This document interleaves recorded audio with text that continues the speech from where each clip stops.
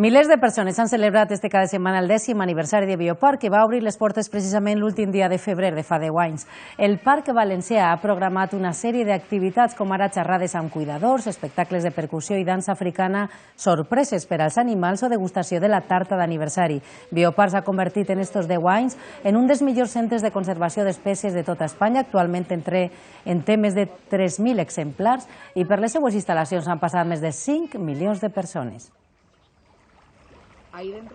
Nuestro reto siempre es intentar mejorar.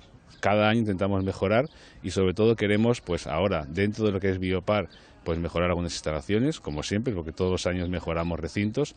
Ahora tenemos un reto importantísimo con el nuevo parque fluvial y de aventura, que vamos, tenemos ya el proyecto prácticamente terminado y en el plazo de, yo creo que en 2 años, antes no, ya podrá estar en funcionamiento. Tenemos además una actuación muy importante en la plaza, que vamos a instalar un icono, yo creo que va a ser un icono para toda la ciudad, ya lo veréis, es un elemento espectacular, que tenemos mucha ilusión.